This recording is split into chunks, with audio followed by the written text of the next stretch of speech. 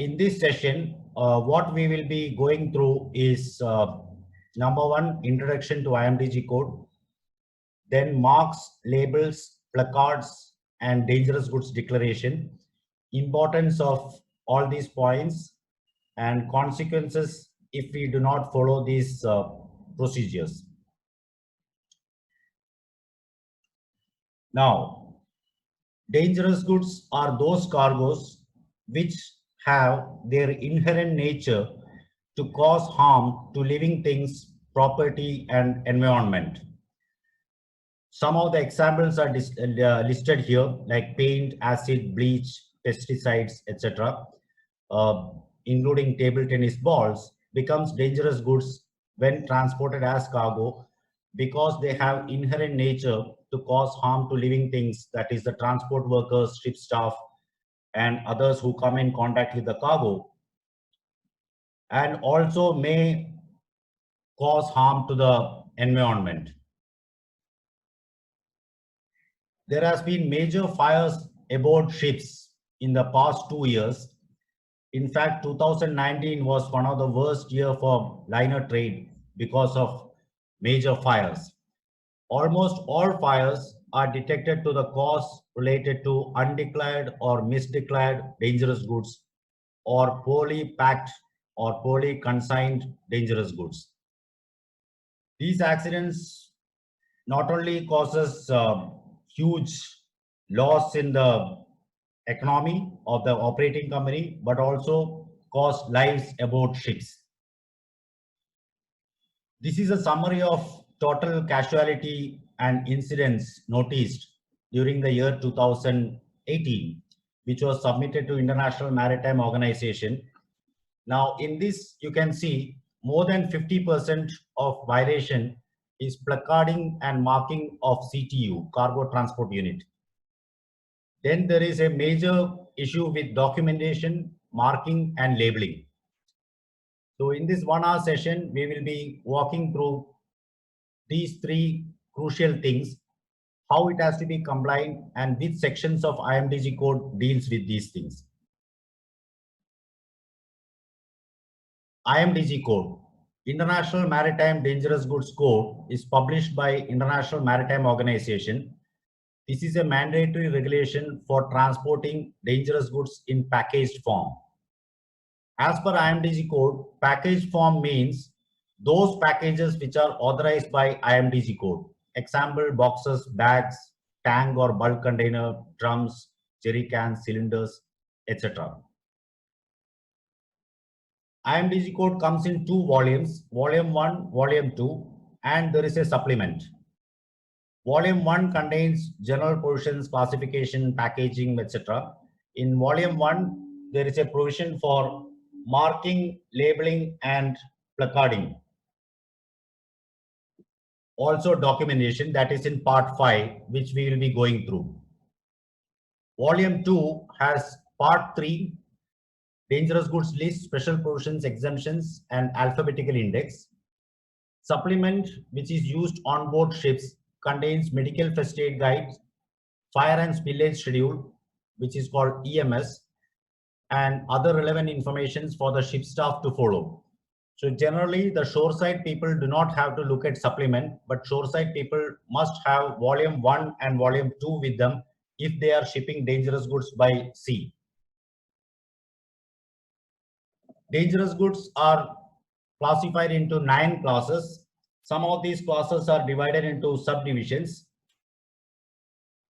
Most of you must be knowing about these basic classes: class 1 explosives, class 2 gases, etc. Now, if we look at class 4 flammable solid, there is in red font this polymerizing substances. Polymerizing substances are included in class 4.1 after the accident which happened on MSC Flaminia in 2012. Class 5 is oxidizing substances and organic peroxides. Class 6 is infectious and toxic substances. And 7, 8, and 9 is for radioactive, corrosive, and miscellaneous. Some of the dangerous goods are also marine pollutants. And most of these classes are assigned with packing groups 1, 2, and 3, which represents level of danger as high, medium, and low danger.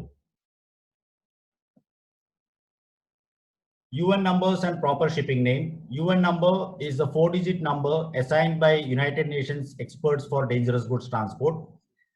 Proper shipping name is the actual cargo name, which is listed against each UN number. IMDG code chapter 3.2 contains the dangerous goods list, which has 18 columns. Column numbers are written in bracket and relevant chapter numbers are given just below that for cross-reference. Now, let's look at the consignment procedures. That is in chapters 5.1 to 5.5 in part 5 of IMDG code. Consignment procedures includes marking and labeling of packages, placarding of cargo transport unit, documentation, and special provisions. Those special provisions are related to fumigated containers.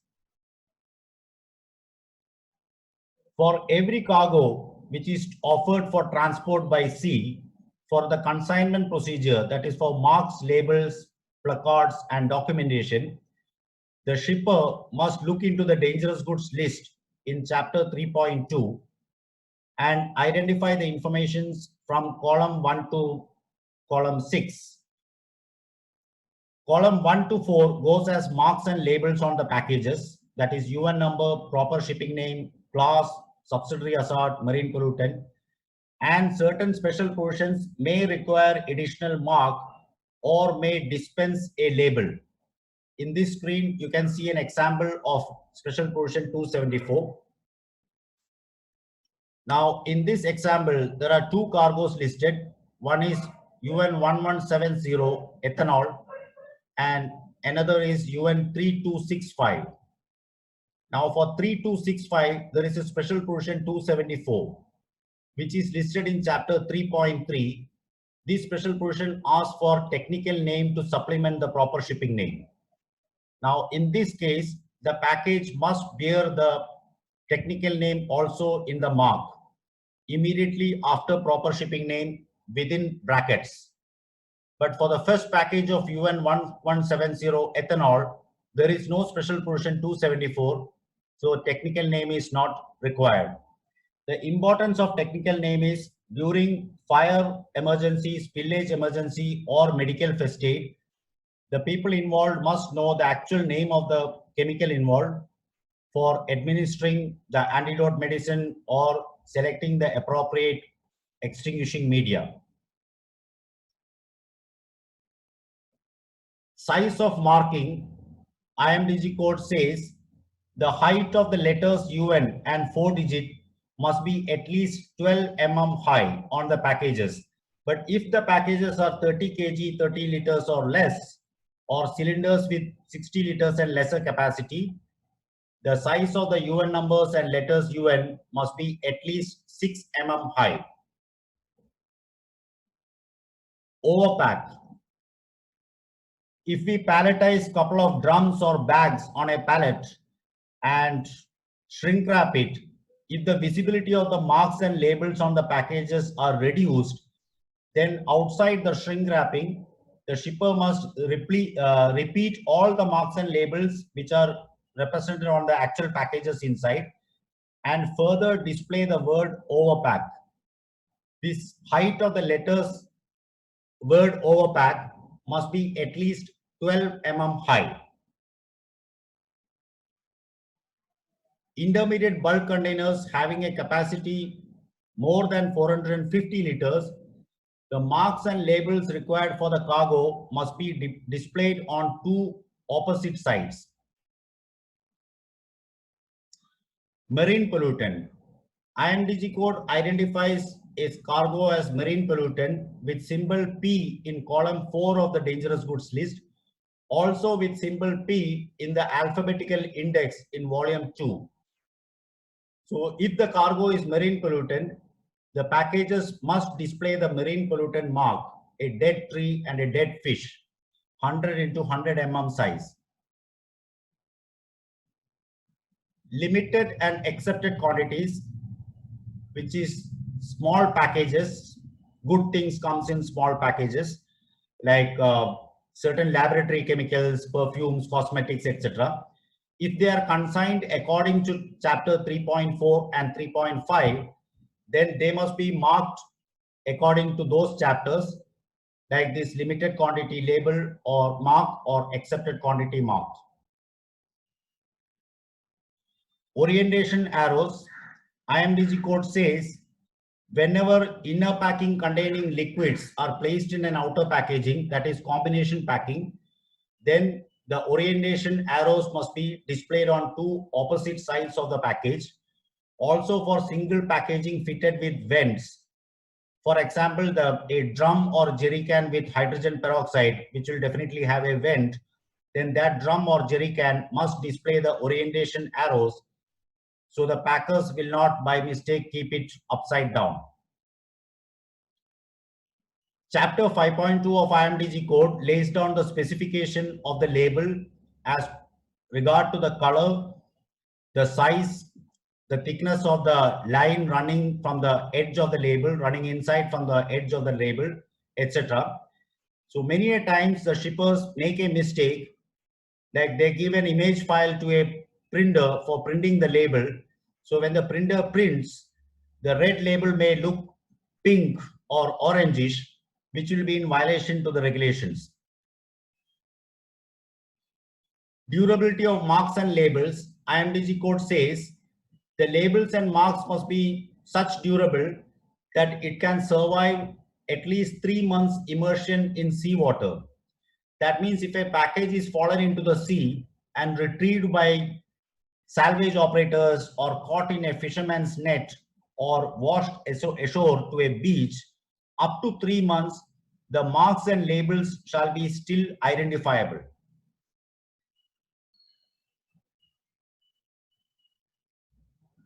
What we talked up to now is about marking and labeling of packages. We did not touch upon explosives and radioactive. That is a different topic altogether.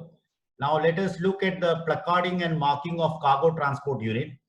IMDG code says cargo transport unit means a road tank, freight vehicle, railway transport tank, or multimodal freight container, reefer, portable tank, etc. All of them are cargo transport unit. So when dangerous goods are packed into this cargo transport unit, outside the cargo transport unit, there must be marks and placards for warning the approacher regarding the safety.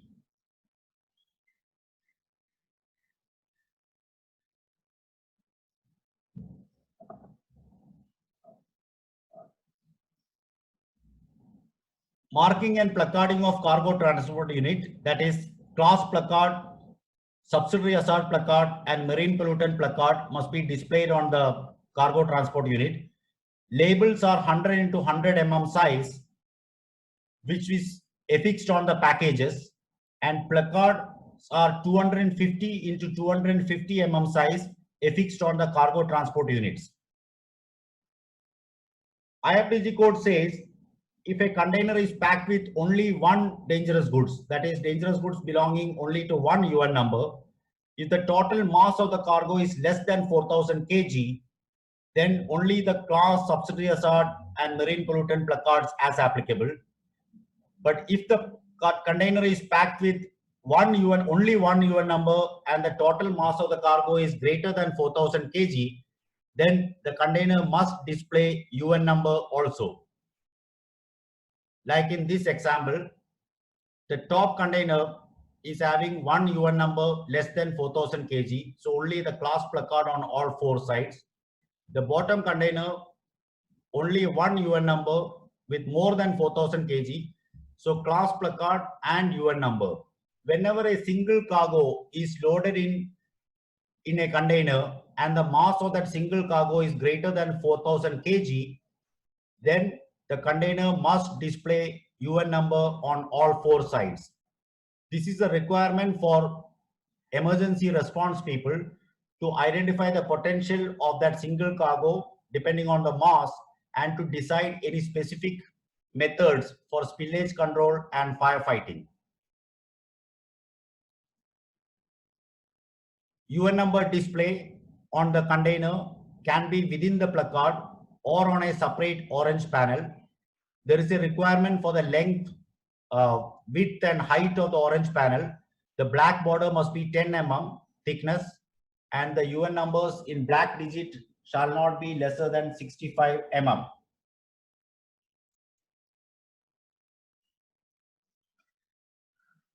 These are two options for displaying the UN number on the container, exterior of the container, either within the placard or in a separate orange panel. If it is in the separate orange panel, it must be displayed immediately next to the class placard.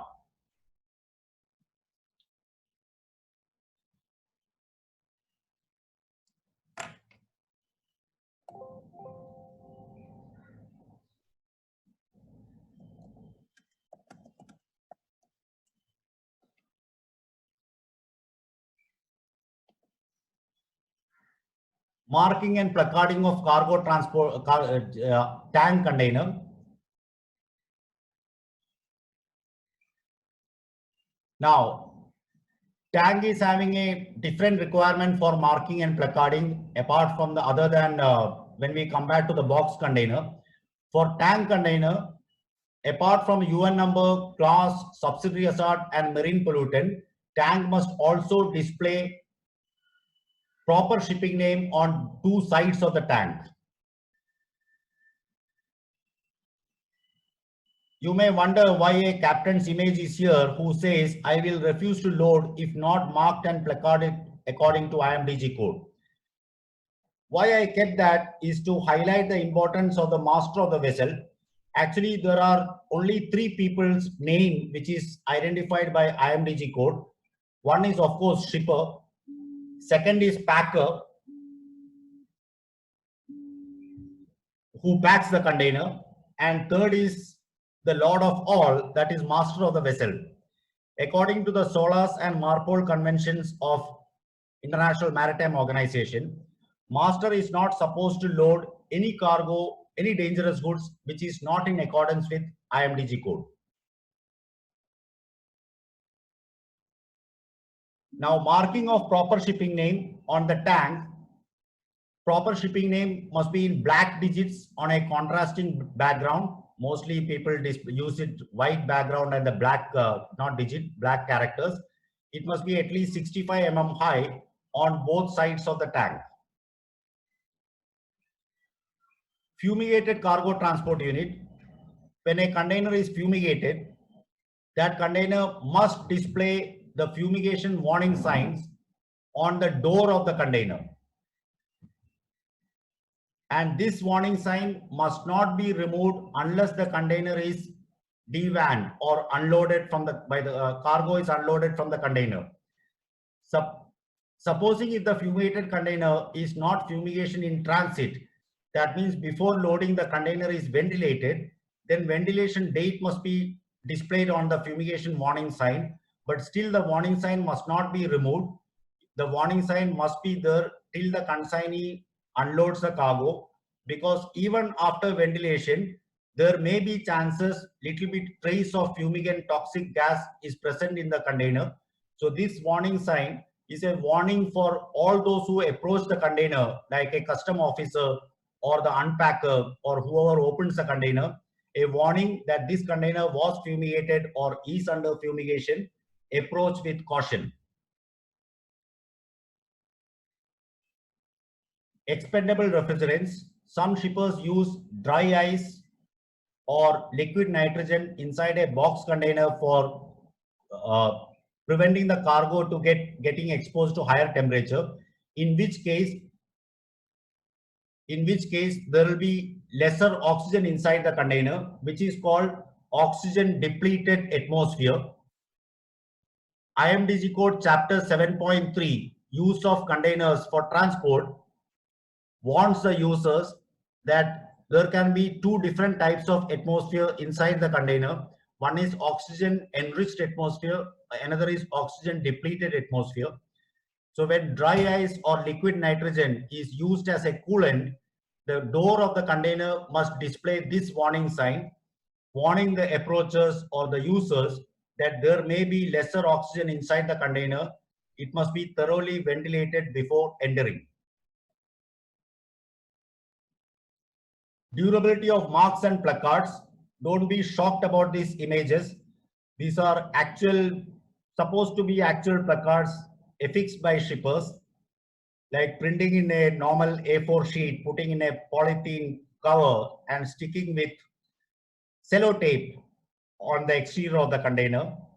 IMDG code says the marks and placards on the container must be so durable that it can withstand minimum 3 months immersion in seawater. Now let's look at the dangerous goods declaration. Most of you must be aware about the format of dangerous goods declaration. Some of us call it as DGD, some call it as MDGF, multi-model dangerous goods form, correct, MDGF. That is a declaration required by IMDG code for every dangerous goods which is being offered for transport. There are certain exemptions for very rare 4 or 5 items in the IMDG code which does not require a dangerous goods declaration, but for all others, dangerous goods declaration is mandatory. Now, there are 22 boxes in the dangerous goods declaration. Box 1 is the shipper address, 2 is the transport document number, which is normally the bill of lading, 3 is page number. If there are multiple pages, example 3 pages, in the page number box 3, it must be written page 1 of 3, 2 of 3, 3 of 3, like that. 4 and 5 is shippers and freight forwarders reference. 6 is consignee's address. 7 is the carrier.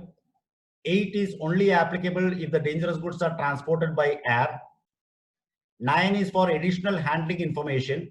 Shippers may write here or can write here additional handling information such as request to underdeck stowage, protect from sunlight, keep away from heat, or whatsoever shipper wish to inform the carrier. Box numbers 10, 11, 12, 13 is for vessel name, voyage number, port of loading, port of discharge, and final destination.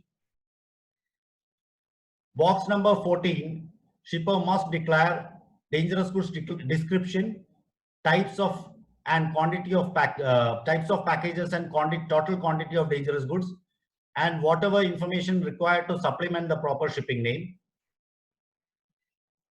It is mandatory for these 5 elements to be declared in the dangerous goods declaration.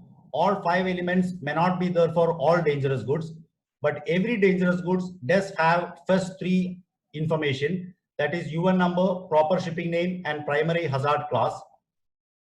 Some of them may have subsidiary hazard and packing group. These 5 information, that is UN number, proper shipping name, class, subsidiary hazard, and packing group, they must be declared in the same sequence 1, 2, 3, 4, 5. That sequence must not be changed. Changing the sequence is illegal because it is not permitted by IMDG code. The requirement of IMDG code is to maintain the sequence as UN number, proper shipping name, class, subsidiary hazard, and packing group. The reason for this sequence, maintaining the sequence, is if we submit the dangerous goods declaration in English, another party who do not know English language may find it difficult to interpret the information. But if we write the information in the correct sequence, that non-English speaker can identify the 4-digit UN number and the packing group in Roman numerals and open IMDG code in their language and get sufficient information during emergency. Examples of dangerous goods description. The first 2 are the 2 examples displayed in IMDG code itself. The 5 elements, UN number, proper shipping name, class, subsidiary hazard, and packing group. It can be declared as class 6.1 within bracket class 3, etc. Packing group must be always in Roman numerals and UN number must be always in Arabic numerals. Whenever special provision 274 is assigned to a UN number, technical name must be declared immediately after proper shipping name within brackets. Quantity of the dangerous goods, IMDG code says number and type of packages, and total gross mass. But the current practice of the international carriers are exact type of packaging like steel removable head drum or plastic non-removable head drum. Also, they need gross mass and net mass. Empty unclean package. For example, if a shipper exports a dangerous goods in an ISO tank from port A to port B, the consignee at port B will empty the tank, and that tank may return to port A without cleaning. So in that case, the tank is still containing the residual dangerous goods. The tank must display all dangerous goods placards, required placards and marks on the exterior of the tank, and a fresh dangerous goods declaration must be generated for submitting to the carrier. In that dangerous goods declaration, shipper must write empty, uncleaned, or residue last contained. These two declaration either before or after the dangerous goods description. If the shipment is in limited quantities or accepted quantities, shipper must declare limited quantities or LTDQTY, or shipper must, if it is in accepted quantities, shipper must write dangerous goods in accepted quantities. Temperature control shipments. There are two types of temperature control. One is for the safety reason required by IMDG code. Another is for quality reason. Whichever dangerous goods is consigned in a reefer container for safety reason, then after the dangerous goods description of UN number, proper shipping name, class, subsidiary hazard, packing group, etc., shipper must declare two temperatures, that is control temperature and emergency temperature in degrees Celsius.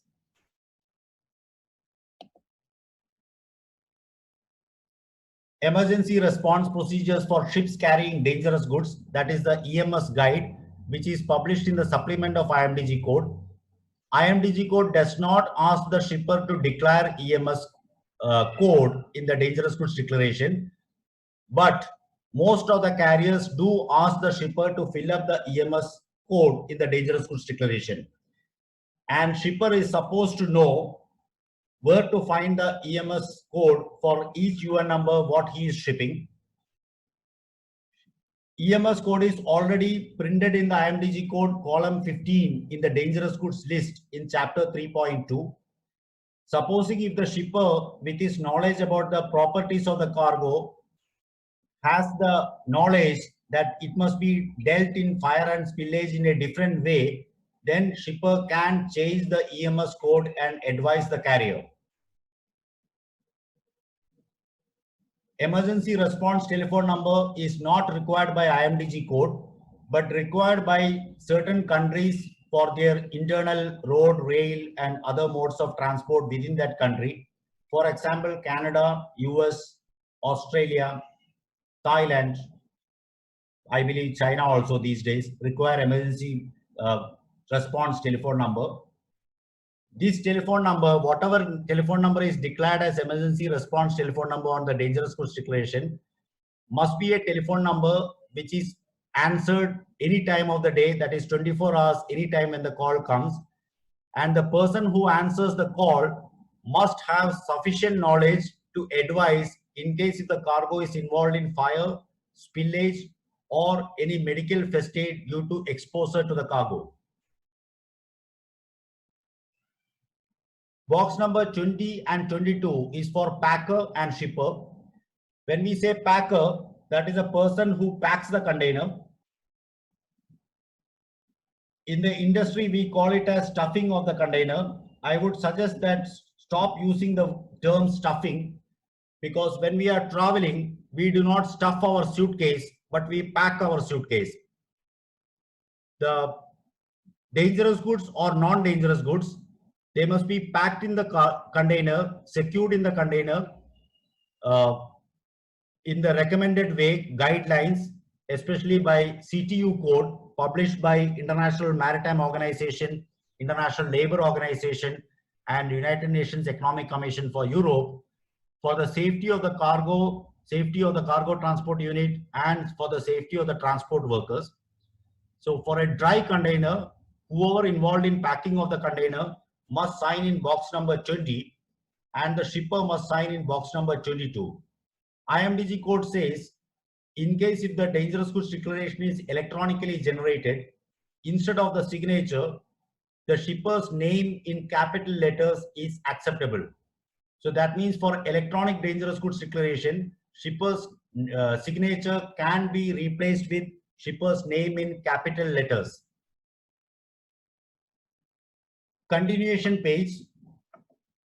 In case if there are more dangerous goods in a consignment and one page dangerous goods declaration is not sufficient, second or third page can be used. There is a continuation page for dangerous goods declaration, which can be found in chapter 5.4 of IMDG code. So in case if it is 2 pages or 3 pages, box number 3 page numbers must be declared or written consecutively. For example, if it is a 4-page dangerous goods declaration, the first page must display 1 of 4, second page must display 2 of 4, then 3 of 4 and 4 of 4.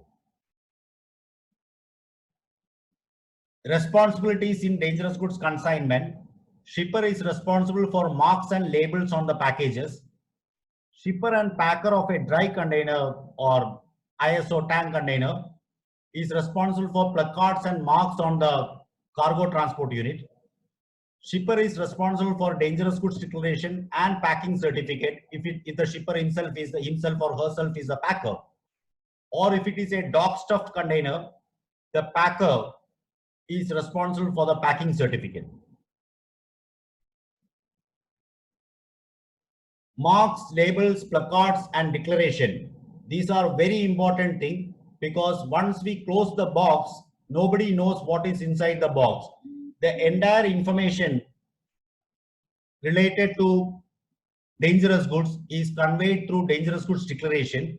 So the correctness of dangerous goods declaration is very vital for the safety on board ship. Seafarers depend on the shoreside people for correctly consigning the dangerous goods for their safety. IMDG code requires all shoreside personnel to be trained in dangerous goods regulations, that is IMDG code, relevant to their nature of duties. So in what session we walk through in this last 40-50 minutes, like marking, labeling, placarding of dangerous goods and prepare transport document. These are also 2 of the job roles or functions defined in IMDG code, which requires specific training in those aspects of IMDG code. For a shipper, the shipper's colleagues or whoever responsible must be trained in actually offer dangerous goods for transport. For shipper, offering dangerous goods for transport will cover classification, packaging, marking, labeling, securing cargo, and preparing transport document for dangerous goods. Training is very important. Training of IMDG code for shoreside people became mandatory from 1st January 2010. So since 1st January 2010, it is illegal to perform any job role or any duty with related to dangerous goods by sea if that person is not trained. Apart from the legality of the training, if a dangerous goods shipment runs into an incident or accident, and if the investigators find out that whoever consigned that shipment or whoever's job role was involved in that person was not trained, maybe the insurance cover also will be wiped off. For more information on dangerous goods, you may visit my website. My website is my name only, shashikallada.com. I have published more than 500 articles explaining various aspects of IMDG code. Also, there is a help desk for posting questions for interpretation of IMDG code. This knowledge center has downloadable images of labels and placards. Also listed down all the articles. This IMDG code online and training you can get more information about dangerous goods by sea. I thank everyone for having patience to sit through these dangerous speeches. I would request you all to attend this poll and give me a feedback so I can find out how I can improve my service for the safety of the industry. Thank you.